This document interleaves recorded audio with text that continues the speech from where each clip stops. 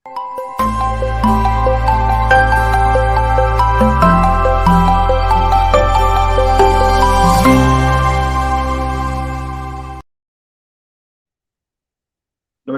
प्रारब्ध के सभी दर्शकों को हम सबका नमस्कार। Thank you so much for waiting. आपने कई दिनों तक इंतजार किया होगा कि हमारे वीडियोस आ रहे हो। हम चूंकि अलग अलग जगहों पर अलग अलग चुनाव के दौरान सब लोग अपने किसी किसी क्षेत्र में व्यस्त थे, घूम रहे थे, देख रहे थे, बातें कर रहे थे। और आज चौथे चरण के बाद, इतनी सारी घटनाओं के बाद, जब हम पूरी तरह निश्चिंत हो चुके हैं सारे मतदान को देखने के बाद कि योगी जी फिर से वापस आ रहे हैं, फिर से मुख्यमंत्री बन रहे हैं, ये लगभग ये तय है। अब लगभग की बात भी, शंका भी नहीं है। और एक बड़ा अच्छा शब्द हमारे जानने वाले पत्रकार साहब हैं, उन्होंने उन्होंने पूरा वेस्ट से लेकर ईस्ट तक का पूरा एक दौरा किया उनका। जी न्यूज पे एक पूरा वीडियो भी चल रहा है। उनका कहना था, ना अब संशय है ना कोई भय है, योगी जी अब आ रहे हैं, ये तय है। खैर, अब हमारी बात जो है उसके लेकर है कि योगी जी का आना उत्तर प्रदेश के लिए, जैसे मोदी जी का 2014 में बनारस बनारस से प्रत्याशी बनना, और उसके बाद वो पूर्वांचल ने देखा कि कितना बड़ा परिवर्तन स्वयं मोदी जी के आने से हुआ, फिर योगी जी के आने से पूर्वांचल का, पूरे प्रदेश का एक सर्वांगीण विकास हुआ। और बहुत सारी जो उत्तर प्रदेश जिन बुरी चीजों के बारे में जाना जाता था, वो बातें अब बहुत पीछे छूटती जा रही हैं। जैसे बहुत सारे कारण थे, माफिया राज था, बिजली का ना होना, इंफ्रास्ट्रक्चर का ना होना, भ्रष्टाचार का होना, परिवारवाद वाली राजनीति, दलाली तंत्र, ये सब पूरा, ये अब छूटता जा रहा है। तो मैं सबसे पहले तो पुष्कर दादा से ही ये सवाल करना चाहूंगा कि योगी जी के 5 साल रहने पर क्या कुछ बेहतरीन परिवर्तन हुआ? मतलब एक दो पॉइंट्स जो आपको सबसे बढ़िया लगते हैं कि हाँ, ये कमाल के काम हुए हैं, या कमाल का परिवर्तन उत्तर प्रदेश ने देखा, या उत्तर प्रदेश का भाग्य परिवर्तन जहां से जिन बातों से हुआ हो, वो कृपया हमें बताएं। नमस्कार संजीव, धन्यवाद। जो अभी आपने सवाल पूछा कि योगी जी के जो 5 साल गुजरे हैं उससे जो है उत्तर प्रदेश और उत्तर प्रदेश की जनमानस में क्या प्रभाव पड़ा, या उत्तर प्रदेश का ही क्या प्रभाव पड़ा, तो इसमें और उसके मुख्य कारण क्या क्या रहे। यदि देखा जाए तो जो प्रचार 2022 के विधानसभा चुनाव के लिए, प्रचार के लिए जो बुलेट पॉइंट्स बीजेपी ने बनाए थे, वही कारण है। सबसे पहले जो है लॉ एंड ऑर्डर एक ऐसी चीज थी कि जिसने की जो कि प्रत्यक्ष जो है लॉ एंड ऑर्डर का असर सीधे सीधे जो है जनमानस के जिंदगी के जीवन पे सीधे सीधे पड़ता है। वो हर व्यक्ति ने, कोई भी हो, उसने इसे महसूस किया है अपने साथ होते हुए। एक सुरक्षित आवरण में रहने का पहली बार पिछले 2-3 दशकों बाद इसकी अनुभूति लोगों को हुई। एक तो ये बहुत फर्क था। दूसरा, कहने को मैं इंफ्रास्ट्रक्चर वाली बात कह सकता हूँ। इंफ्रास्ट्रक्चर में बहुत तेजी से काम हुआ, चाहे एक्सप्रेसवे हो, चाहे रोडें हो, या वो हो।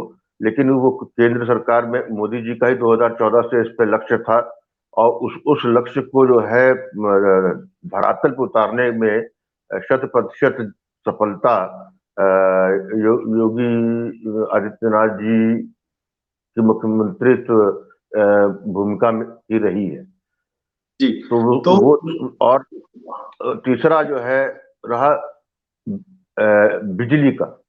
बिजली का जो है खासतौर से शहर का उतना नहीं भी था, लेकिन ग्रामीणांचल में जो है इसका प्रत्यक्ष लोग जो है, जहां पर कभी कभी आती थी और जो है लगातार बिजली आना एक अपवाद माना जाता था, वहां पर गांव में 18 घंटे बिजली लगातार देना, और वो भी जो है बिना किसी फ्लक्चुएशन के, वो एक बहुत बड़ी चीज। ये तीन चीजें प्रभावित करती थी। लेकिन उसके अलावा जो जिस पे लोग बात नहीं करते उस पे मैं जी सर। जाऊंगा। जी। वो जो है डिलीवरेंस सिस्टम। सरकार अपनी योजना बनाती है, सरकार अपने अपने लाभ, जिनको लाभ देना है उनको प्रयास करती है, और देने की कोशिश करती है, लेकिन जो है पूर्व का अनुभव लोगों का यही रहा है कि सरकार जो देती है वो उनके पास या तो पहुंचता नहीं है, या पहुंचते पहुंचते शरह शरह उसकी मात्रा कम होती है। और वो खास तौर से अन्न जब भी ये अनाज वनाज इस चीज की दी गई है तो बाजार में बिकती हुई ज्यादा देखी गई जाती है और लाभार्थियों को कम मिलते हुए। इस बार जो है जो भी कोरोना काल में गरीबों को और जो सक्षम नहीं थे उनको जो खाद्यान्न पहुंचाने का कार्य हुआ है उसका इतना बढ़िया मेरे ख्याल से उसकी प्लानिंग थी और उसकी ट्रैकिंग की थी कि वो सबको मिला और बहुत ही उच्च क्वालिटी का मिला। तो पहले जो मिलता था वो जानवरों को लोग खिलाने वाले आदमी के खाने लायक नहीं होता था, लेकिन वो पहुंचा, तो जिसके पास पहुंचा है वो कंपेयर कर रहा है। और सबसे आखिरी जो समय लगता है ये है कि जो सबसे ज्यादा महत्वपूर्ण भूमिका योगी राज जी की रही है, उन्होंने उत्तर प्रदेश के जनमानस में यह विश्वास पैदा किया कि वो शेष भारत की तरीके से जो और समृद्धशाली शासन या राज्य रहे हैं उन राज्यों की तुलना में वो उनसे भी बेहतर कर सकते हैं। ये बहुत बड़ी बात थी जो कि 5 साल पहले जो है एक सेल्फ इन्फ्लेक्टिंग हम लोगों का इमेज अपने आप बनाई हुई थी, उस प्रतिबिंब को तोड़ के जो है एक नए जुझारू, आत्मविश्वासी और स्वाभिमान से भरपूर जनमानस सामने आया है। तो ये चीजें बहुत क्योंकि ये इसका सबसे उच्च उदाहरण जो है कोरोना काल में मिलता है आपको। कोरोना काल एक विपदा थी। कोरोना काल की बातों अभी मतलब कोरोना काल पे एक अलग से हम उस पर थोड़ी सी चर्चा करेंगे।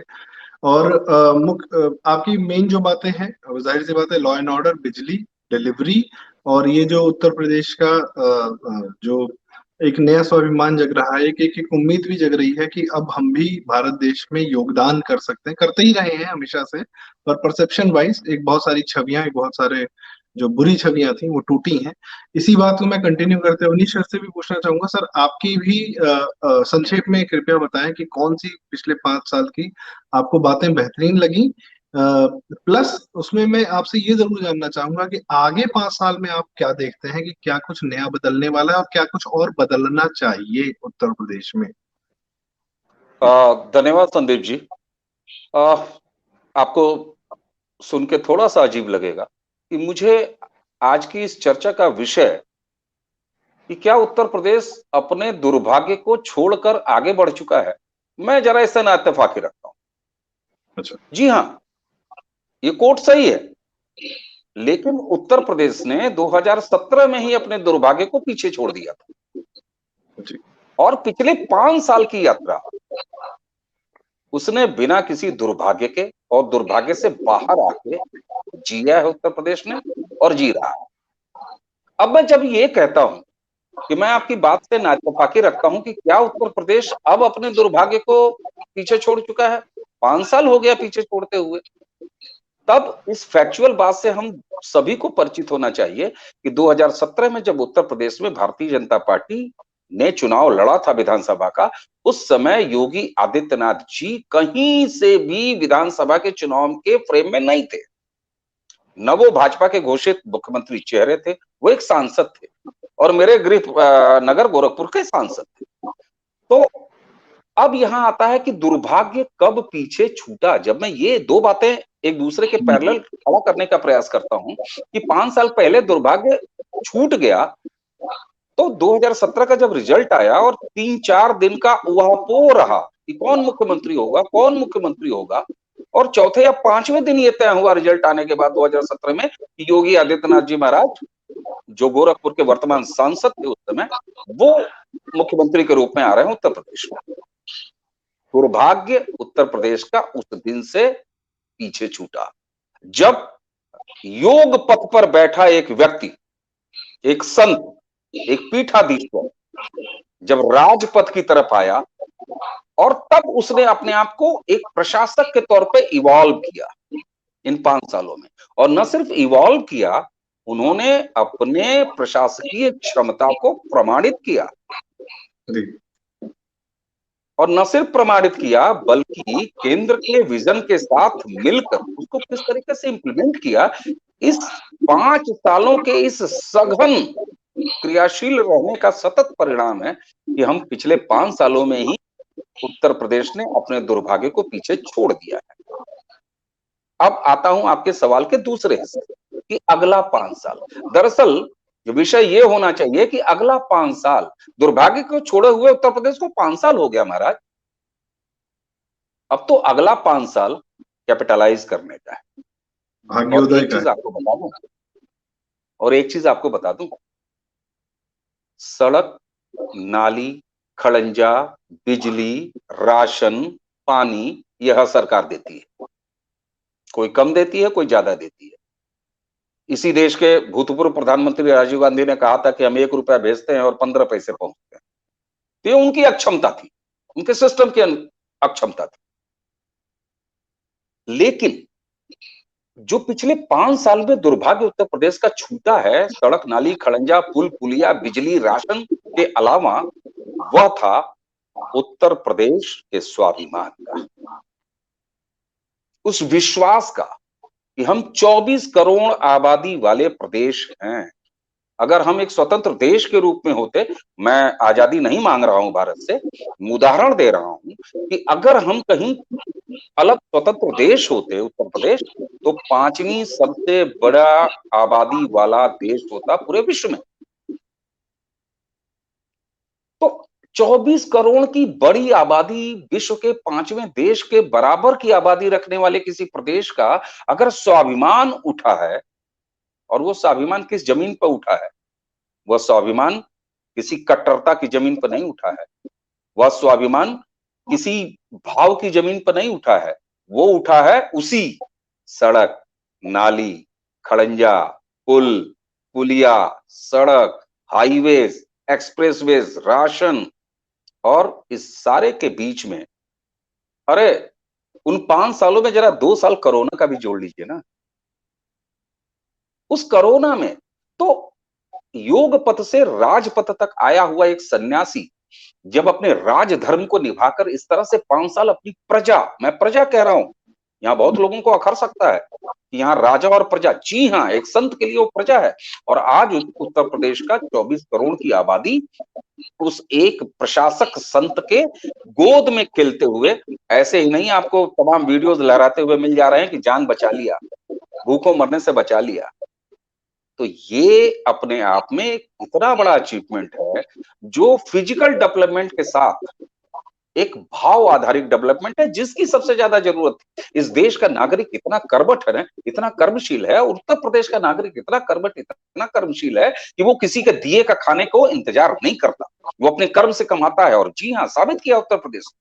इसलिए मैं आपसे कह रहा हूं कि जिस तरीके से भाव का उदय हुआ है और एक राष्ट्रीयता के साथ, और 24 करोड़ आबादी का सबसे बड़ा प्रदेश उत्तर प्रदेश जिस मार्ग पर चल पड़ेगा, उस मार्ग पर पूरे भारत को चलना होगा, और चलता रहा है भारत, ये उत्तर प्रदेश ने दिखाया है। तो अब दरअसल आगे का भविष्य, जो अगले 5 साल में योगी आदित्यनाथ जी महाराज के वापस सत्ता में आने के बाद, जो कि वो आ रहे हैं, निश्चित रूप से आ रहे हैं, और मैं लगातार कहता हूं, आपके मंच में भी कह रहा हूं कि 2017 में जितना बड़ा बहुमत हमारे पास था, योगी आदित्यनाथ जी के पास था, उससे बड़ा बहुमत लेके वो सरकार में वापस आ रहा है। तो यह कुछ बात अपने आप को इनरिच करने का समय है। और अगला 5 साल मैं वहां देखता हूं जहां भाव के स्तर पर, काम के स्तर पर, यानी रसायन के स्तर से लेके भौतिक यानी फिजिक्स के स्तर तक उत्तर प्रदेश का बहुत लंबा विकास होने जा रहा है। जी सर, मैं अब स्वागत करूंगा हमारे मित्र रंजय त्रिपाठी जी का, जिनका अपना एक अलग भी टेक है। चर्चा हो रही है रंजय जी की, उत्तर प्रदेश अपने दुर्भाग्य को पीछे छोड़ चुका है, ऐसा अवनीश जी ने भी कहा कि 2017 में ही दुर्भाग्य को पीछे छोड़ दिया था। तो अभी हम लोग चूंकि अगले 5 साल की बात करने जा रहे हैं कि अगले 5 साल में हम क्या परिवर्तन देखना चाहते हैं, क्या हम देखने वाले हैं योगी जी के पुनः मुख्यमंत्री बनने के बाद। उससे पहले बस ये देख लें कि उत्तर प्रदेश के कौन से छोटे छोटे दुर्भाग्य थे और पिछले 5 साल में आपको कौन सी ऐसी कमियां दूर होती हुई दिखी। तो संक्षेप में चाहूंगा, पुष्कर दादा ने काफी हद तक बता दिया कि बिजली की अवेलेबिलिटी और आपकी infrastructure plus delivery mechanism plus mafia राज से मुक्ति, लॉ एंड ऑर्डर बहुत बड़ा कारण। अवनीश सर ने ये भी बताया कि जो उत्तर प्रदेश के लोगों का स्वाभिमान जागा है कि हाँ हम भी अब भारत बनने में योगदान दे सकते हैं, दे रहे हैं, पूरी तरह दे सकते हैं।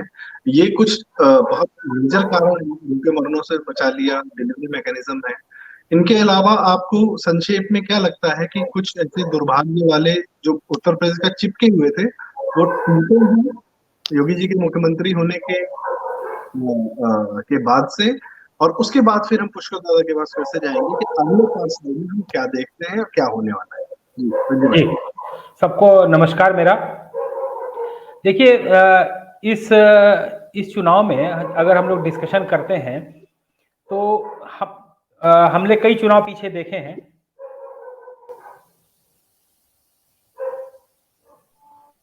संदीप म्यूट कर लो भाई, कुछ जो बात कर रहा है कि वही उसका खुला रहे, बाकी लोग म्यूट कर दे। अवनीश सर आपका माइक म्यूट है, आप अपनी बात एक बार अनम्यूट करके कह लें। मैं सिर्फ इतना रिक्वेस्ट कर रहा था कि जिन किसी सज्जन के पीछे स्वान के भौंकने की आवाज आ रही है, अगर वो अपना माइक म्यूट कर लें तो शांति रहेगी।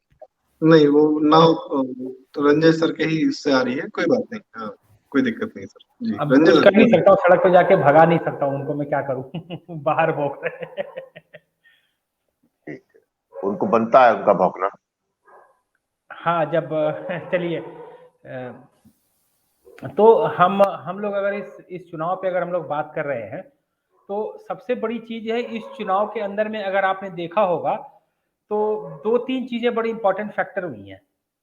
एक तो हम लोगों ने जितने भी जिंदगी में पिछले चुनाव देखे हैं, 2019 के पहले मैं बता रहा हूं, 17 और 14 एक ट्रेंड सेटर की तरफ से आप मान सकते हैं, लेकिन 2019 के चुनाव के बाद से आप देख लीजिएगा कि एक ऐसा समय अब चुनाव का आने वाला पूरे भारत में हो जाएगा। ये जो 2022 का ये चुनाव है ना, ये पूरे भारत में चुनाव का एक ट्रेंड सेट करने जा रहा है।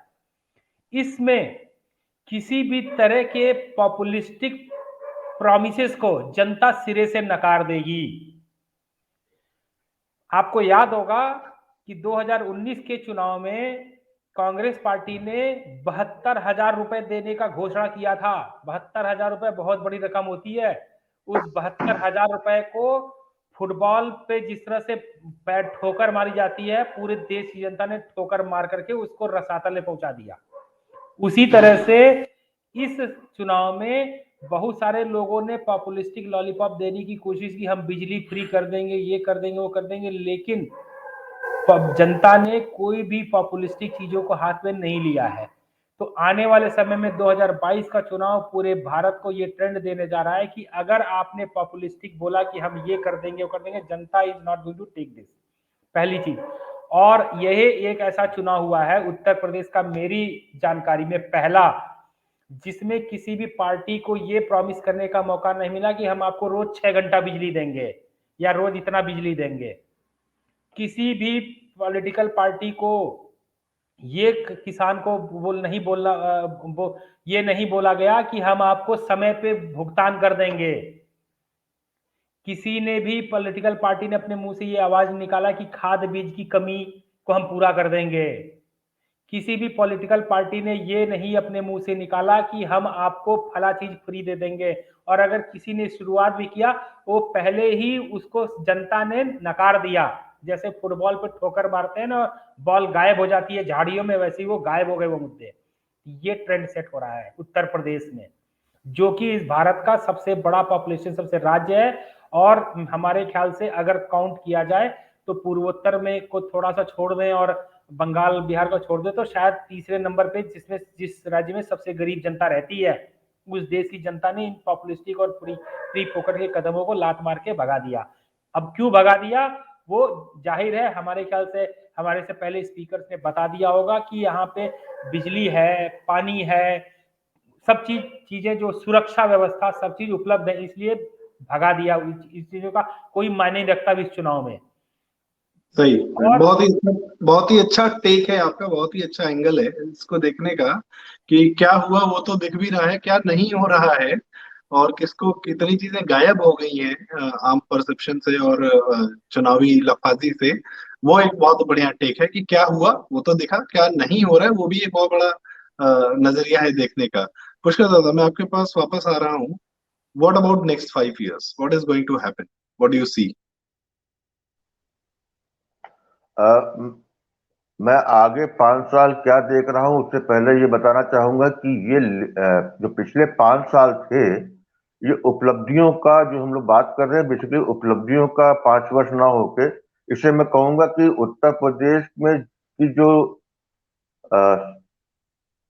जो एनोमलीज थी उसको समतल करने का समय था। ये जी। योगी नाथ जी, आदित्यनाथ जी ने सबसे बड़ा काम किया है कि अब 5 साल में लेवल फील्ड आपको दे दिया है।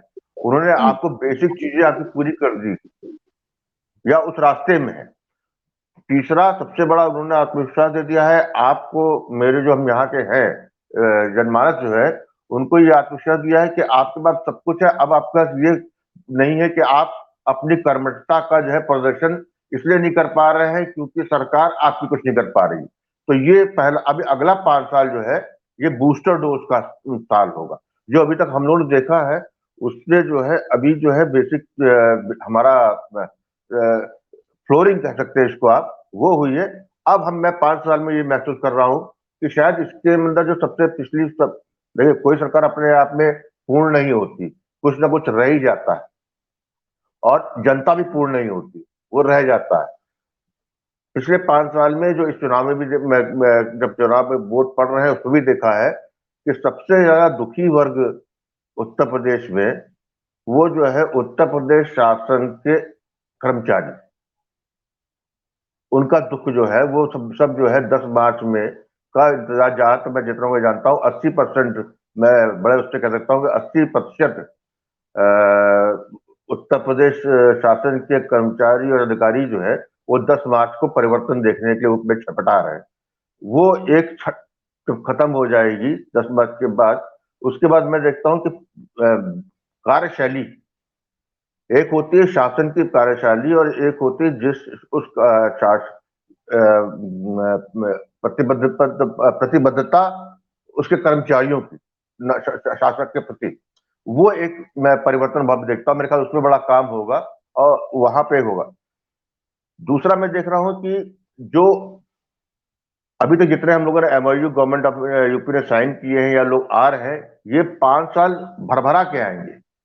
जो इन्वेस्टमेंट जो है, असली इन्वेस्टमेंट जो है वो अब जो बीच में रुके हुए थे या जो है कई लोग आए लेकिन उसके बाद भी कई लोगों ने होल्ड किया क्योंकि एक तो कोरोना काल आ गया 2 साल का, उससे हुआ। ये जो है कम से कम 5 साल ओपन है पूरा। तो ऐसे में मैं देखता हूं कि बहुत इकोनॉमिक्स दृष्टि से बहुत तेजी से इसमें जैसे एम्प्लॉयमेंट जनरेशन कर सकते हैं, जीडीपी ग्रोथ कर सकते हैं और परचेजिंग पावर, इन तीनों का ही उत्तर प्रदेश में बढ़ोतरी होने जा रही है। इसको कोई रोक नहीं पाएगा। ये सबसे बड़ा परिवर्तन मैं देख रहा हूं। और मैं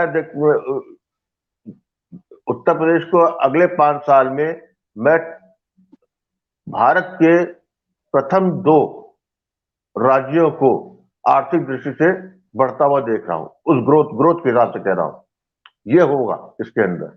और ये बहुत बड़ा एक मतलब एक ही दशक में एक बीमारू प्रदेश वो सीधे जो है वहां तक पहुंच जाए, ये सबसे बड़ा परिवर्तन आने वाला है यहाँ।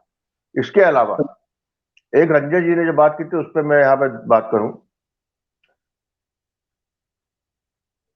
इसमें जो सबसे बड़ा ट्रेंड सेट हुआ इन 5 सालों में कि आज तक जो है उत्तर प्रदेश में मतदाता जाति पर आधारित था। जी। सारे चुनाव जाति पे होते थे और ये दुर्भाग्यपूर्ण सच भी है। ये है, टिकट देते वक्त भी देखा जाता है जोड़ करके होती है। लेकिन जो चीज 1314, 17, 19 के बाद जो 22 फिर टूटा है और जिसने मुहर लगा दी, वो ये लगा दी है कि आपने इन 7 से 8 साल में भारतीय जनता पार्टी ने एक 2 वोट बैंक तैयार कर लिए हैं अपने, एक महिला का, उत्तर प्रदेश संदर्भ में महिला एक, जी और दूसरा लाभार्थी। जी ये 2 जो वोट बैंक जो है ये जाति और धर्म दोनों से ऊपर उठ के गए। तो आगे भी जहां भी और चुनाव होंगे वहां पर ये दोनों मैटर करेंगे। आप वादा क्या करते हैं ये मैटर नहीं करेगा, मैटर ये करेगा कि आप डिलीवर क्या करते हैं, डिलीवरेंस पे अब होगा। आप केवल केवल हवाई का आप जो है कोई योजना ले आइए, जनता इतनी स्मार्ट है कि आप क्या, आपकी क्षमता क्या है, कितने सक्षम है आप, लेकिन यदि जनता को ये लगा कि आप ये डिलीवर कर सकते हैं तो डेफिनेटली जनता आपके पास जाएगी। हवाई बट बात नहीं होगी। ये आपने बहुत सही बात कही कि अब जनता जो है आपको आपकी डिलीवरी पे चेक करेगी, ना कि आप जो हवा में उछाल रहे हैं बातें उन पे चेक करेगी। मैं अवनीश जी के पास आना चाहूंगा। अवनीश जी, सर ने पुष्कर दा ने कहा कि एक जातीयता का एक जो वोट बैंक है वो टूट रहा है, वो काफी हद तक टूट गया है। इस पे मैं आपका भी टेक चाहूंगा, प्लस मैं आपसे भी जानना चाहूंगा कि अगले 5 साल में आप अपने नजरिए से क्या देखते हैं, क्या होने वाला है, क्या बेहतर होने वाला है योगी जी के पुनः मुख्यमंत्री बनने के बाद। संदीप जी, आपने और आपसे पहले पुष्कर दादा ने जो बात कही कि जातीयता एक बहुत बड़ी संकीर्णता थी और अभी भी मौजूद है, और खासतौर से वोट और राजनीतिक डिसीजंस में तो ये पहले भी खूब रही है। अब मैं आपको फिर उसी बात पे ले जाऊंगा कि जब किसी समाज में सांस्कृतिक अभ्युदय होता है किसी समाज का, तो जब कल्चरल एवोल्यूशन होता है ना, तो उसके नीचे बहुत सारी छोटे छोटे दाग धब्बे अपने आप दब जाते हैं, और वही स्वतः फुर्त दिख रहा है। ऐसा नहीं है कि किसी ने जातियों के बंधन को तोड़ा है बलात्, ये स्वतः फुर्त टूटा है ना। 2014 से जो क्रम शुरू हुआ 2017 में आया, 2019 में वो और मजबूत हुआ, और इस समय 2022 का जब चुनाव उत्तर प्रदेश लड़ रहा है, तो इस समय भारतीय जनता पार्टी, उसका संगठन, उसके नेता, उसके कार्यकर्ता आज प्रचार प्रसार में भारतीय जनता पार्टी के तमाम उपक्रम चुनावी प्रचार में आम जनता से मीलों पीछे पाए जा रहे हैं। ऐसा क्यों होता है?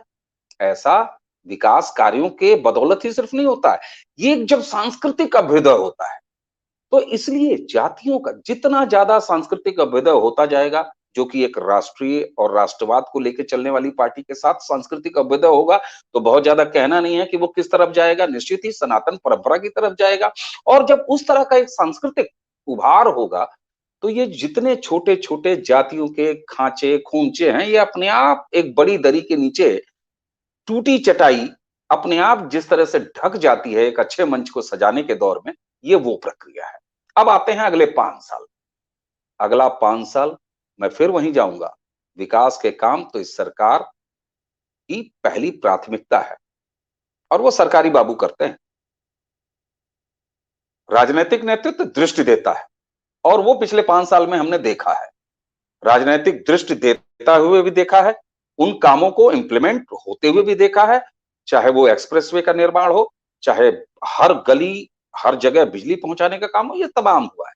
अब अगले 5 साल में मैं फिर उसी सांस्कृतिक अभ्युदय पर जाऊंगा। यह समय, जैसा कि पुष्कर जी ने कहा, कि उत्तर प्रदेश की 24 करोड़ आबादी वाला यह प्रदेश अब पूरे भारतवर्ष को एक सांस्कृतिक नेतृत्व देने जा रहा है, एक योग पथ से राजपथ पर बैठे हुए सन्यासी और एक सबल प्रशासक के नेतृत्व के अंदर।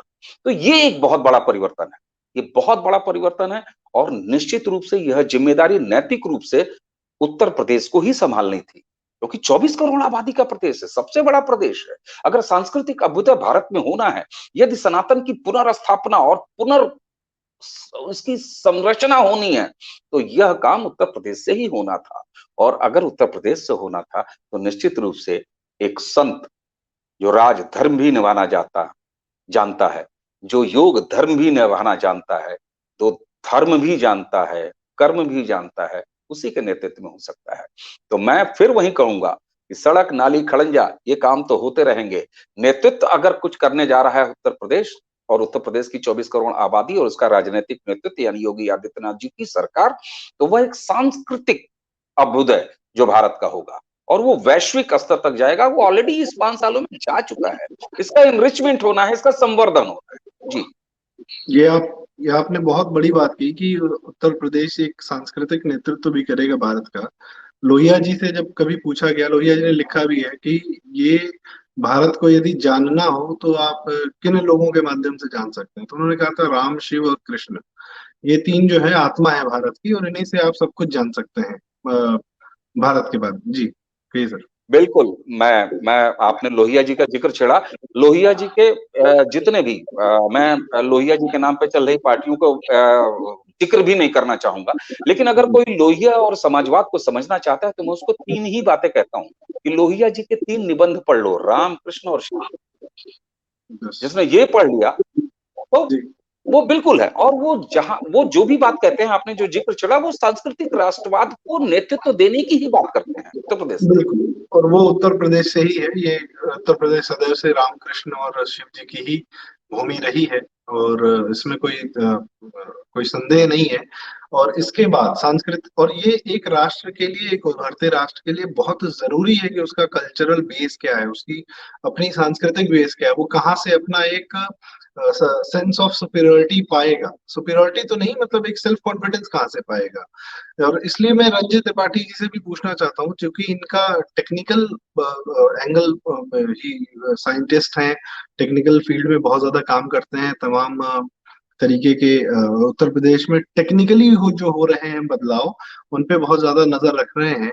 तो मैं ये भी जानना चाहूंगा कि चूंकि सबने हमने दो तीन एंगल्स देखे, मैं आपसे इस क्षेत्र में, वैज्ञानिक क्षेत्र में, टेक्निकल फॉर्म में, या हमारे जो है इंडस्ट्रियलाइजेशन होने जा रहा है, जैसा कि दादा ने कहा कि बहुत ज्यादा इंफ्रास्ट्रक्चर, जो लोगों ने पैसे होल्ड कर रखे थे, इन्वेस्टमेंट होल्ड कर रखा था, वो अब काफी तेजी से उत्तर प्रदेश में वापस आएगा कोरोना के भी शांत होने के बाद।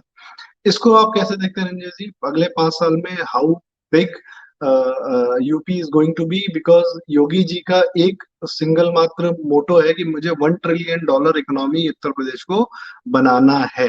How is it going to be, ये कैसे होगा?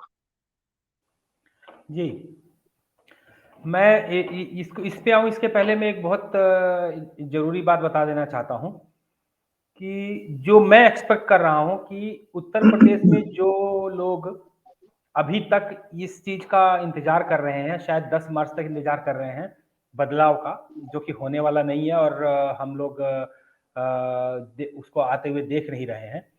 उन लोगों में से बहुत सारे लोगों का वो ऐसा धड़ा है जो हाथ में, गले में ये मोटी मोटी सोने की चेन तो पहनते हैं, लेकिन इनकम टैक्स रिटर्न 2 लाख का या 2.5 लाख का भरते हैं। उन लोगों का मैं या तो रेगुलराइजेशन देख रहा हूं आने वाले टाइम पे, क्योंकि अगर अब वो रेगुलराइजेशन नहीं होंगे तो उनके जो लटके हुए सोने के जो ये गंडे हैं और ताजीब और ब्रेसलेट है वो बिक जाएंगे। उनको रेगुलराइज अब होना पड़ेगा, क्योंकि बिना रेगुलराइज हुए अब कुछ नहीं होगा, पहली चीज। दूसरी चीज, जो हम लोगों ने 2018 में हम लोगों ने एक इन्वेस्टमेंट समिट उत्तर प्रदेश में देखा, उस इन्वेस्टमेंट समिट को मैक्सिमम टू मैक्सिमम 1.5 ईयर मिला, और जितना बड़ा वो ड्रीम प्रोजेक्ट है उसके लिए 1.5 ईयर इज नथिंग। 15 साल का काम होता है वो फाउंडेशन लेइंग। और इसमें हम लोगों ने देखा कि अचानक से 2020 और 2021 तो पूरी तरीके से जो है वो कोरोना और कोविड में धुल गया। लेकिन आप एक चीज में जो बहुत ज्यादा एक जो देख रहा हूं कि उत्तर प्रदेश आने वाले इस 5 साल में भारत का नंबर 1 अगर ना भी कहूं तो उसके आसपास में एक बहुत बड़ा मेडिकल सपोर्ट पूरे देश को प्रोवाइड करने वाला राज्य बनने जा रहा है। मतलब कि अगर आप ध्यान दें तो गोरखपुर से आप ले लीजिए, अगर हम गोरखपुर को एक माने, उसके आगे मान लीजिए देवरिया और कुशीनगर जिला पड़ते हैं, उधर बलिया वगैरह पड़ते हैं। अगर इन जगहों अगर देखें, अगर यहाँ पे कोई बीमार पड़ता था तो उसके लिए मात्र 2 जगह पड़ती थी, या तो वो बलिया वगैरह का आदमी भाग करके बनारस जाए, या वहां से आदमी भाग करके आए लखनऊ। और अगर यहां पे भी उनका नहीं होता तो अब जाएगा सीधे दिल्ली, बीच में कोई नहीं था। लेकिन जिस तरीके से जिस तरीके से ऑलरेडी अब 11 medical college full fledged operational हैं, नेक्स्ट 21 मेडिकल कॉलेजेस जो अगले आने वाले शायद इस साल के अंत होते होते पूरी तरह से ऑपरेशनल हो जाएंगे। मतलब we have 35 new medical colleges, मतलब 35 न्यू मेडिकल कॉलेजेस का मतलब सस्ते, और उसके बाद there is a plan of another 49।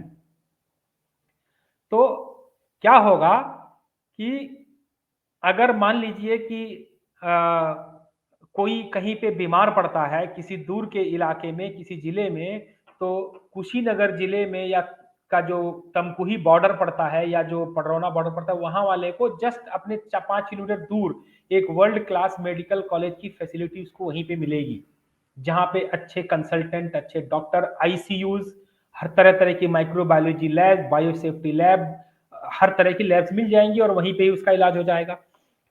अब जब किसी राज्य में एक जिले वाइज इस तरह का डेवलपमेंट हो जाएगा, तो समझ लीजिए कि उसके जो हमारे जो ईस्टर्न बॉर्डर पे जो राज्य हैं वहां का भी इलाज हम करेंगे, हमारे जो सदर्न स्टेट्स जो हमारे बाउंड्रीज हैं वहां से भी हमारे उधर में इलाज करने लगेंगे।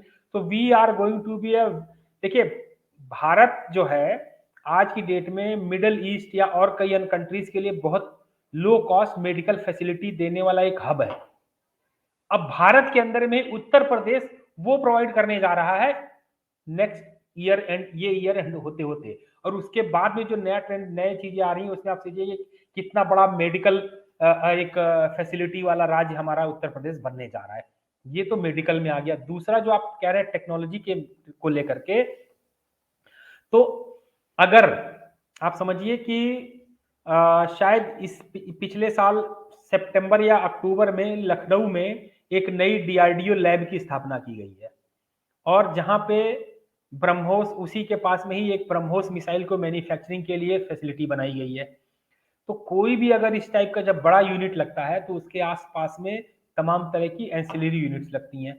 तो आप देखेंगे कि छोटे उद्योग जो अचानक से आए, जिनके पास सिर्फ एक लेथ मशीन है या एक टर्निंग मशीन या 2 टर्निंग मशीन से वो सैकड़ों हजारों डेली बना करके छोटे छोटे पार्ट्स इसको सप्लाई करेंगे। ये आने से अब क्या होता है कि मान लीजिए कि कोई एक ऑटो उद्योग लगना है, वो ऑटो उद्योग लगना है तो उसके लिए अगर ऑलरेडी कहीं पे एक छोटे छोटे छोटे मैन्युफैक्चरर का एक स्ट्रक्चर तैयार है, तो एक बड़ी इंडस्ट्री को लगने में कोई कोई कोताही नहीं होगी। वो जस्ट देखेगा कि हमारे पास मैन्युफैक्चरिंग के लिए ये सेटअप्स ऑलरेडी इन प्लेस है, तो बड़ी इंडस्ट्रीज लगनी है। तो क्या धीरे आपका धीरे कहने का धीरे मतलब है, क्या आपका कहने का मतलब है जैसे महाराष्ट्र और गुजरात में, जैसे गुजरात में एक बड़ी फेमस स्टोरी है कि टाटा नैनो का प्लांट जब बंगाल से हटा तो सीधे जो है उसको मोदी जी ने आमंत्रण दिया और वो वहीं जाकर लगा सानंद में। तो क्या अब जो फोर्ड और इस तमाम की ईवी इलेक्ट्रिकल व्हीकल कंपनीज या कोई भी एक बड़ी इंडस्ट्री जो एक मेजर नामी गिरामी होती है, तो उसको भी एक यूपी में अपना सेटअप लगाने में कोई असुविधा नहीं होगी, उसको तमाम एंसिलरीज मिल जाएंगी, उसको तमाम सारी फैसिलिटीज मिल जाएंगी, और बड़े बड़े प्लांट्स फिर यूपी में भी लगा करेंगे इस तरीके के। जी, मैं वहीं पे आ रहा हूँ। कहीं पे भी आपको लगने के लिए इस तरह की इंडस्ट्रीज लगने के लिए 2-3 बड़ी इंपॉर्टेंट चीजें होती हैं। सबसे पहला चीज है कि आपके पास जो बेसिक रिक्वायरमेंट है, you have land, you have man power, you have educated man power, you have ancillary units. आपके पास जब ये चीजें इन प्लेस रहती हैं तो बड़े उद्योग को आने में कोई समय नहीं लगता है। उत्तर प्रदेश एकमात्र राज्य है, अगर आपको ध्यान हो, जिस एक राज्य के अंदर में 2-2 आईआईटीज हैं। एनआईटी भी हमारे पास है, और बढ़िया, मतलब पूरे ऑल इंडिया बेसिस पे रिकॉग्नाइज्ड जो एक अच्छे engineering colleges, Harcourt Butler technical university या मदन मोहन मालवीय यूनिवर्सिटी गोरखपुर या institute of engineering and technology AKTU Lucknow. तो अब देखिए, मतलब विजुअलाइज कीजिए, Kanpur IIT, Banaras IIT, Allahabad NIT, Prayagraj NIT and triple IT, Gorakhpur MMUT, Lucknow IIT, and तो you have very top class engineering colleges.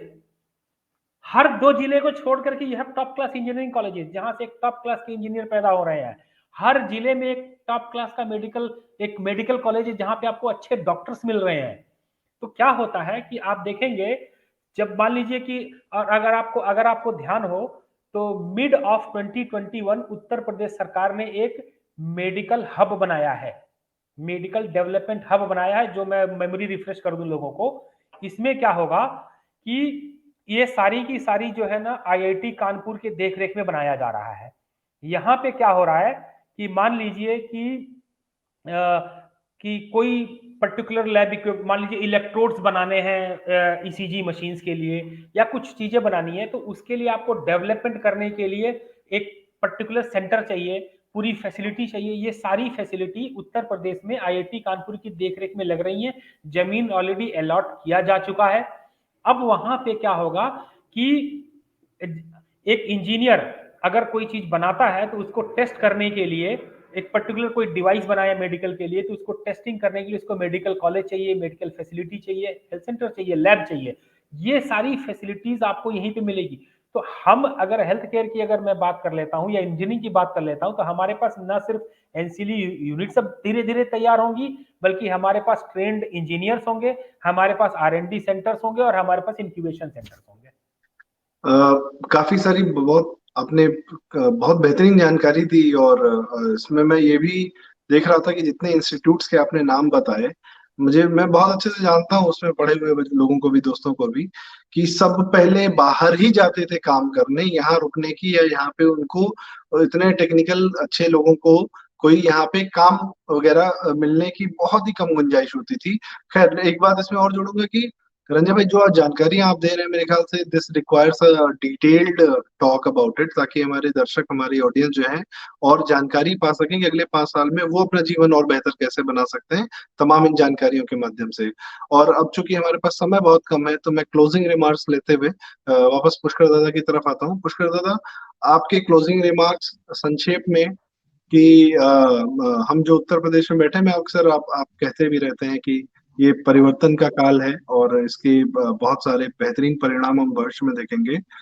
कुछ एक बातें जो आपकी तरफ से आपको मेन लगती है, भाई यहाँ पर जो है अवनीश ने जहाँ पर संस्कृति पे बात की थी, उसके अभ्युदय की, तो ये जैसे मैं हमेशा कहता हूँ कि 20-30 का दशक जो है ये ट्रांसफॉर्मेशन का ट्रांजिट फेज है, ये संधि काल है जिसमें हम लोग चढ़ कर रहे हैं।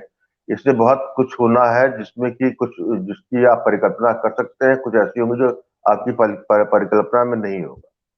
वहां पर काल ने उत्तर प्रदेश को ऐसी स्थिति में रखा है कि जहां से सनातन फैला फूला पनपा है, और फिर उसके बाद जो है एक लंबा अंधकार काल आया। तो उत्तर प्रदेश को ही ये नियति ने, मैं ये मानता हूँ, नियति ने उत्तर प्रदेश को ही चुन रखा था। यदि कुछ होना है तो यही चुना है, क्योंकि यही केंद्र है, यही एक केंद्र है। और इस केंद्र में सन 2014 में इसके केंद्र की पहली बार जो है लोगों को समझ आई, जब मोदी जी ने काशी को चुना, बनारस को चुना अपना चुनावी चिन्ह, वहां हुआ, केंद्र से हुआ। उसके बाद जो है मठ, गोरखनाथ धाम मठ के पीठाधीश महंत को जो है मुख्यमंत्री बनाया, और इस आशा से कि जिस कुशल संचालन उन्होंने अपने जो उनकी परंपरा रही है उसका निर्वाह करेंगे, उसको वो करेंगे, उसमें वो सफल हुए। तो ये केंद्र बनता ही जा रहा है। यहाँ पे देखिए, जब भी आपका संस्कृति जो है तभी उत्थान होता है जब आपका आर्थिक उत्थान होता है। संस्कृति जो है आपके जो है कभी भी आपका संस्कृति हमेशा हरास होती है जब आप जो है दरिद्र होते जाते हैं। तो हम जो है जिस बॉटम लाइन में पहुंच चुके थे, वहां से हम ऊपर उठ रहे हैं। तो ये निश्चित रूप से जो है इसका प्रभाव इसमें पड़ेगा। तो ये संस्कृति एक इसका बाई प्रोडक्ट है, संस्कृति केंद्र नहीं है, ये इसको मैं नहीं मानता हूँ। क्योंकि जितने भी हमारे यहाँ शासक वासक हुए हैं, उनका शासनकाल बहुत अच्छा रहा, उन्होंने जो है लंबे समय तक जो है राज्य किया और उन्होंने जनता की सेवा की, उससे हमारी संस्कृति वो होती है, फैली है। तो ये सनातन और ये सब जो जिसका है, ये पूरा जो है फोकस जो है आपके व्यक्तिगत आपका उत्थान होता है, उस उत्थान से ही जो है आपको ये विश्वास होता है, और ये विश्वास आपको अपने सनातन की और पहचान कराता है। बिल्कुल, मैं आपकी बात से पूर्ण रूप से सहमत हूँ। उसमें बस एक अपनी बात जोड़ूंगा कि हम लोग का भारत का एक तरह से आर्थिक पतन हो गया था 1991 तक, और आर्थिक उत्थान जो है लिबरलाइजेशन के बाद से थोड़ा बहुत शुरू हुआ। फिर अटल जी के आने से इंफ्रास्ट्रक्चर में काफी ज्यादा इन्वेस्टमेंट हुआ, फिर वो एक नेचुरल प्रक्रिया के तहत उत्थान आर्थिक होता रहा। पर आज जो जो मैं कई लोगों की आंखों में चमक देखता हूँ, उम्मीद देखता हूँ, वो इस कारण भी है जो अवनीश सर ने कही थी कि एक सांस्कृतिक उत्थान भी हो रहा है, और आगे बहुत तेजी से मोदी जी के फलक पे आने के बाद ये होना शुरू हुआ। और आपने जैसे कहा कि गोरखपुर के पीठाधीश्वर गोरखनाथ मंदिर के पीठाधीश्वर को एक मुख्यमंत्री बनाए जाना, और फिर उन्होंने जो जो उन्होंने सर्वांगीण हर तरफ की विकास भी है, और गरीबों की देखभाल भी है, बिजली भी है, इंफ्रास्ट्रक्चर भी है, माफिया राज को खत्म करना भी है। और उसके अलावा अयोध्या में देव दीपावली का महोत्सव है, चाहे बनारस में, चाहे मथुरा में, हर जगह सांस्कृतिक और कल्चरल और धार्मिक, जो हिंदू धर्म से संबंधित, सनातन से संबंधित कितने सारे काम हम लोग को देखने को मिले। तो इसने भी हमारे अंतरात्मा में बहुत ज्यादा एक उम्मीद जगाई है आर्थिक के साथ में। और आप सही कह रहे हैं कि आर्थिक के साथ सांस्कृतिक भी बड़ा जरूरी है, बस दोनों एक दूसरे के पूरक है, दोनों एक दूसरे के पूरक है। अवनीश सर, आपकी बात को मैं बहुत ज्यादा अहमियत दे रहा हूँ कि ये सांस्कृतिक उत्थान ये बहुत मायने रखता है। आपसे मैं संक्षेप में जो है अंतिम कुछ चंद लाइनों में यदि आप कह सकें, अगले 5 साल को आप अब कैसे देख रहे हैं, आपके विजन में क्या आ रहा है? जी, संदीप जी, उत्तर प्रदेश राम, कृष्ण, शिव, सूर, तुलसी, कबीर और रसखान की धरती है। अब उसे किसका नेतृत्व मिला है आज के कलयुग में, इस समय काल में? नाथ संप्रदाय के उस महायोगी जो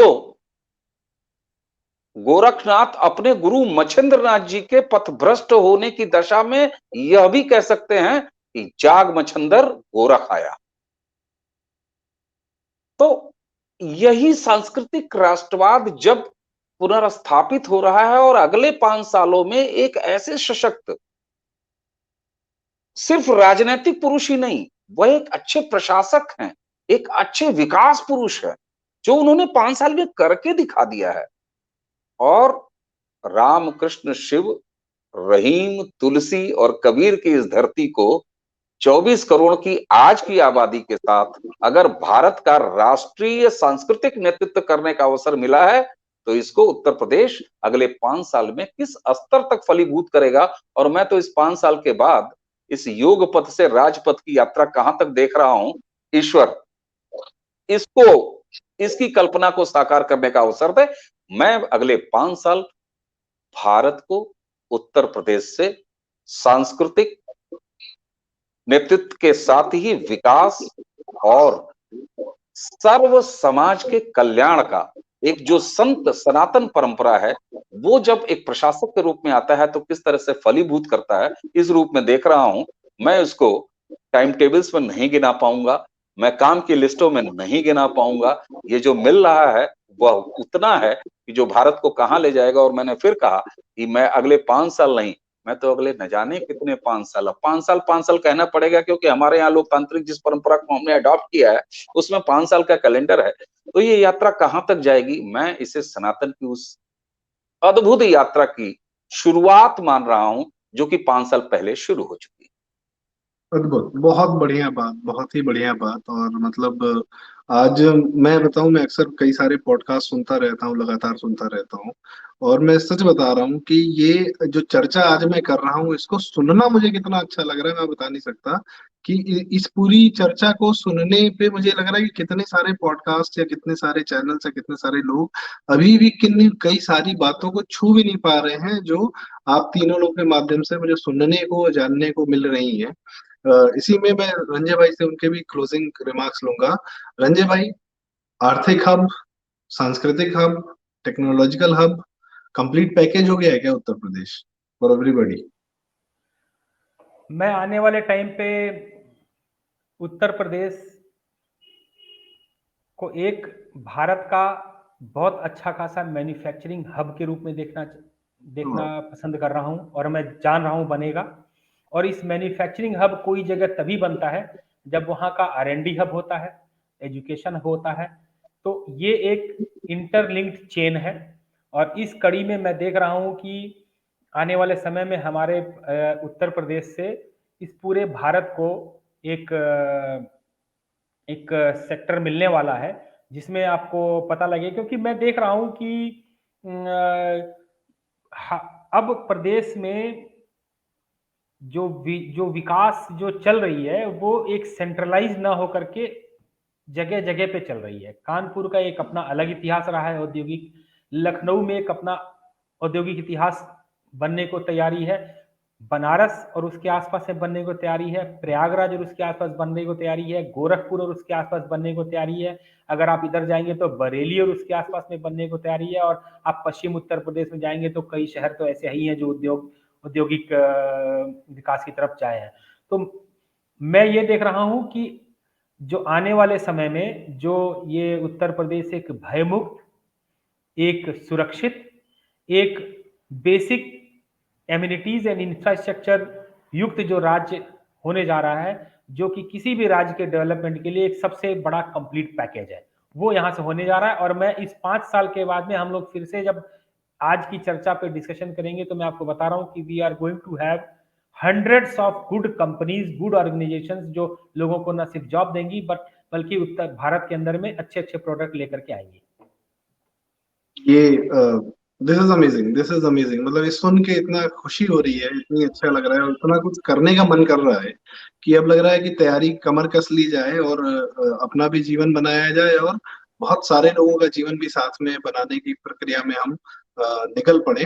खैर, ये सारी बातों पे चर्चा हुई। इसके साथ मैं लास्ट में एक छोटा सा देख रहा हूँ, एक और हब बनने जा रहा है, एक और इंडस्ट्री को उत्तर प्रदेश जल्द ही अगले 5 साल में बहुत बड़ा गाइडेंस देगा, डायरेक्शन देगा। वो है हिंदी फिल्म इंडस्ट्री। उसको भी देगा, उस पर अलग से चर्चा होगी, उसको कैसे होगा कैसे होगा वो सब हम बाद में एक बार फिर से आपको बात की जाएगी। Audience, thank you so much for listening to us. और मैं सही बता रहा हूँ, आई फेल्ट वेरी ग्रेट कि बड़ा अच्छा लगा आज ये सिर्फ ना चर्चा करके बल्कि सुनकर भी ये सारी बातें, वही सारी नई जानकारियां, सारे नए एंगल्स जिस पे कहीं कहीं कहीं बातचीत नहीं होती है। और हमारा प्रयास अब यही है कि हम इसको लगातार और लगातार कई तरीकों से और हम सब इन बातों को लगातार करें, दूर तक लेके जाएं। ऑडियंस, अगर कोई बात हमारी या आज की चर्चा अच्छी लगी हो, कृपया लाइक करें, शेयर करें, सब्सक्राइब करें हमारे प्रारब्ध चैनल को। और इसको इनके स्निपेट्स काट के आप लोगों तक शेयर भी कर सकते हैं, हम उसको अवेलेबल कराएंगे। प्रारब्ध.in हमारा वेबसाइट है, जहाँ पे आपको तमाम इन सारे प्रबुद्ध लोगों के और कई अन्य प्रबुद्ध लोगों के लेख पढ़ने को आपको मिल सकते हैं। यूट्यूब पे ऑफ कोर्स हमारे सारे वीडियोस अवेलेबल हैं और ऐसी चर्चाएं आपको और भी सुनने को मिलती रहेंगी। Thank you so much. Thank you. Thank you panelist हमारे पुष्कर दा, अनिल भाई, रंजय भाई। Thank you. बहुत ही अच्छा लगा आप लोगों को सुन के। Thank you so much.